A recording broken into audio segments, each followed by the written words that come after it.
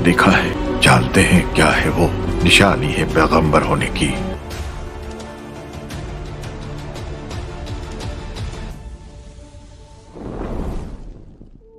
ये हज़रत मोहम्मद सल्लल्लाहु अलैहि वसल्लम के उम्र का 25वां साल था और आप मुल्क शाम से तिजारत के बाद मक्का वापस लौटे।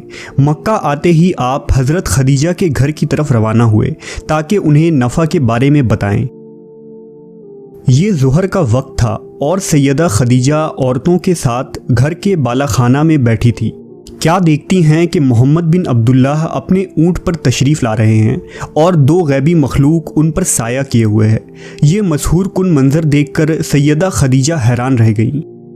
आपकी साथी औरतों ने भी जब ये देखा कि इस चिलचिलाती धूप में सिवाय हुजूर के ऊपर साया के सिवा और कहीं साया मौजूद नहीं है।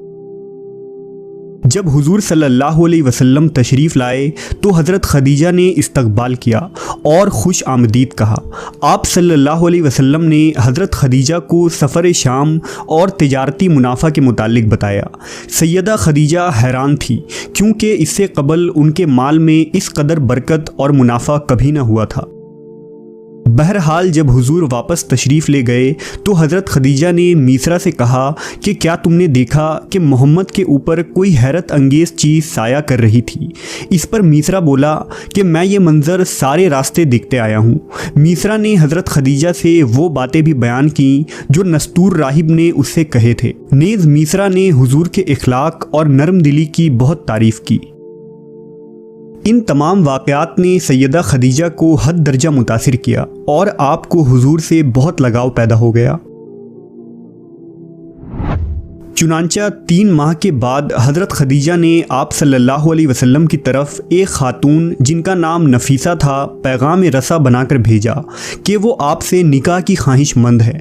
लिहाजा नफीसा हुजूर के पास आई और कहा, ऐ मोहम्मद, आप शादी क्यों नहीं कर लेते? जवाब में आपने फरमाया, भला मेरे पास क्या है कि मैं शादी कर सकूं? उसने कहा, और अगर आपको इसकी ज़रूरत ही ना पड़े बल्कि आपको माल दौलत इज़्ज़त हुस्न खूबसूरती और सब कुछ मिल जाए तो क्या आप कबूल कर लेंगे? आपने फरमाया, वो कौन खातून होगी? उसने कहा, वो खदीजा बिनते खवेल्द हैं। हुजूर ने पूछा, लेकिन ये कैसे मुमकिन होगा? हालांकि मैं एक गरीब आदमी हूँ और वो बहुत मालदार खातून है।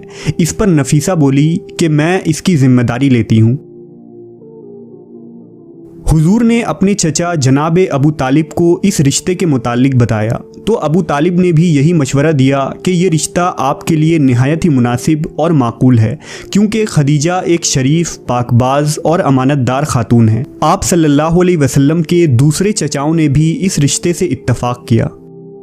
लेकिन जब इस रिश्ते की खबर आपके चचा अबू लहब को हुई तो उसने आपसे कहा कि ऐ मेरे भतीजे, हमें अरबों में बदनाम न करना, तुम खदीजा के लायक नहीं हो। ये सुनकर हुजूर के चचा अब्बास अपनी जगह से उठ खड़े हुए और गज़बनाक होकर अबू लहब से कहा कि तुम एक घटिया और बद किरदार आदमी हो। खदीजा मेरे इस भतीजे के बारे में कौन सा एतराज़ कर सकती है? मोहम्मद दिलरुबा जमाल व कमाल के मालिक हैं। खदीजा कैसे खुद को मोहम्मद से बेहतर साबित कर सकती है? काबा के खुदा की कसम, खदीजा जितना भी मोहम्मद से महर चाहे मैं उसे मोहम्मद की तरफ से मुहैया करूँगा।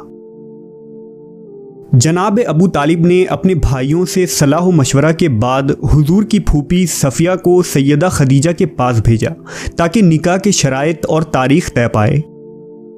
सफ़िया हज़रत खदीजा के घर गईं तो हज़रत खदीजा ने आपको इस्तकबाल किया और फरमाया कि मैं मोहम्मद की अज़मत व शख्सियत से वाकिफ़ हूँ और उनके साथ ज़िंदगी गुजारने को अपने लिए सादत और अजीम फ़ख्र समझती हूँ, यहाँ तक कि मैं उनका महर भी खुद अपने माल से अदा करूँगी।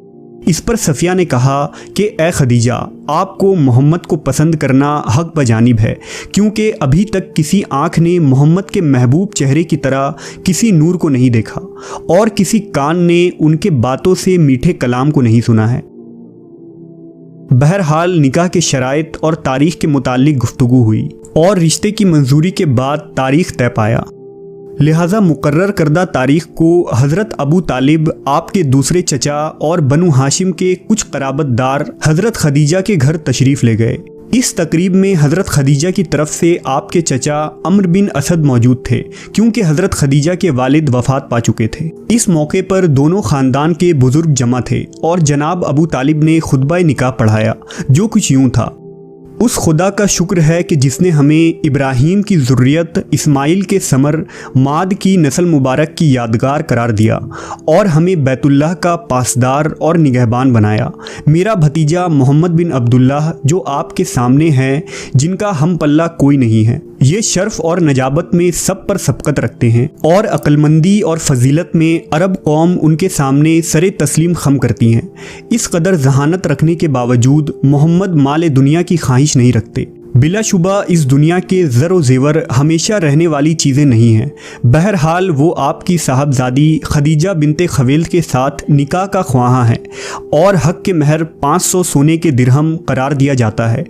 سیدہ خدیجہ کے چچا عمرو نے خوشی و مسرت سے کہا کہ اے قریش، گواہ رہو کہ میں نے خدیجہ بنت خویلد کو محمد بن عبداللہ کے ساتھ ازدواج کر دیا ہے۔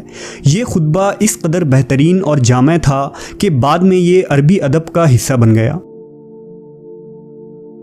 خطبہ نکاح کے بعد حضرت خدیجہ نے کہا کہ میں محمد کی جانب سے ان کی مہر بھی اپنے ہی ذمہ لیتی ہوں۔ اس پر ابو جہل کھڑا ہوا اور غضبناک ہو کر بولا، تعجب کی بات ہے کہ عورتیں مردوں کے مہر کو اپنے ذمہ لیتی ہیں۔ اس پر جناب ابو طالب کھڑے ہوئے اور جواب دیتے ہوئے فرمایا، جی ہاں، اگر کوئی مرد میرے بھتیجے کے مانند ہو تو عورتیں سب سے گرا قیمت مہر کو بھی اپنے ذمہ لیتی ہیں، اور اگر تم جیسے مرد ہوں تو عورتیں گرا قدر مہر لیے بغیر نکاح کے لیے راضی نہیں ہوتی۔ بہرحال نکاح کے بعد حضرت ابو طالب کا چہرہ خوشی سے چمکنے لگا اور آپ نے خدا کا شکر ادا کیا۔ حضرت حمزہ نے اہل مجلس میں درہم نثار کیے۔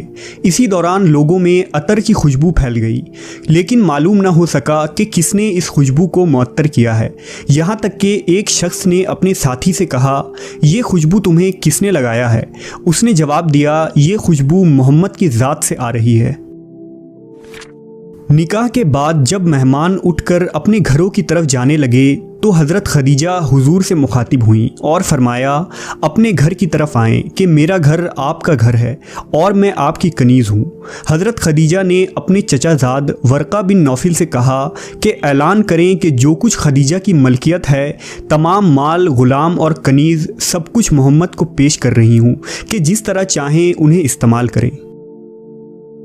اس کے بعد جناب ابو طالب نے اہل مکہ کے لیے ایک بڑے ولیمے کا اہتمام کیا جو 3 دن تک جاری رہا، اور صحرائی، شہری، امراء، شرفاء، غریب و مفلس ہر طرح کے لوگوں میں کھانے تقسیم کیے گئے۔